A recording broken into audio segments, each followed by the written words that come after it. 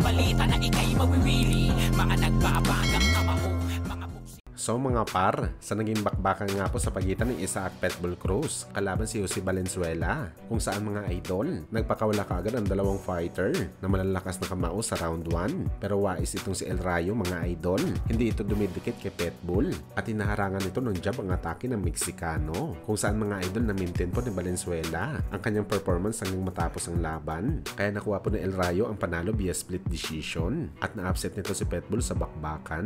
Siya na ngayon mga idol ang bagong WBE Super Lightweight Champion. Samantala sa naging bakbakan naman po mga idol, sa pagitan ni Jared Anderson kalaban si Martin Bakole, upset po ang nangyari mga idol sa bakbakan. Tinapos po ni Bakole ang heavyweight prospect ni si Anderson sa round 5. 3 beses niya ito mga idol pinagapang sa ring. Hindi kinaya ni Big Baby mga idol ang malalakas na kamao ni Bakole, kaya natikman nito ang kanyang unang talo sa kanyang kartada sa pro boxing.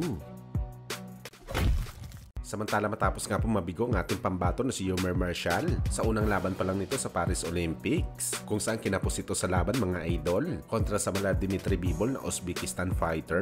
Naglabas po kaagad mga idol ng paghanga ang ating pambato na si Marshall sa dating Olympian at legendary boxer na si Gennady Golovkin, dahil pagkatapos nito matalo sa laban mga idol, isa po si Triple G sa nag-comfort kay Marshall at nagbigay ng mahalagang advice sa Pinoy, kung saan mga idol, prangka talaga nito na sinabi sa ating pambato na mas magaling daw si Marshall sa professional boxing, na para naman sa Pinoy Olympian mga idol, mas lalong hinangaan talaga nito si Triple G para magbigay sa kanya ng ganong advice. Kaya taos pusong nagpapasalamat talaga si Marshall sa pag-cheer up nito sa kanya, kahit mahirap man daw tanggapin na natalo siya sa unang laban nito sa Paris Olympics. Well, malamang mga idol, sabihin man o hindi ni Triple G, talagang nakitaan niya talaga mga idol ng potensyal si Marshall bilang future ng Philippine boxing, at talagang nakasubaybay ito sa Pinoy boxer palagi, dahil hindi naman ito sasabihin na mas magaling si Marshall sa pro boxing kung hindi ito updated sa mga laban ng Pinoy. Para nga sa atin mga idol, hinahalin tulad po natin si Marshall kay Triple G, pero kalaweting version lamang, yung tipong simple lang sumuntok sa bakbakan, pero kapag natamaan ka, windang ka talaga sa ibabaw ng lona dahil sa natural nila na lakas sa bakbakan. At malamang mga idol, tama lahat ang mga sinabi ni Marshall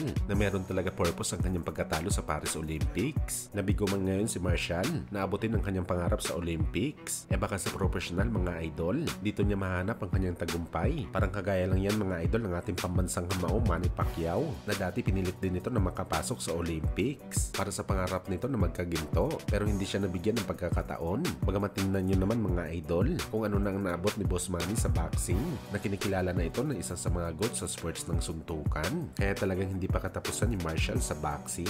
Laban lang talaga mga idol.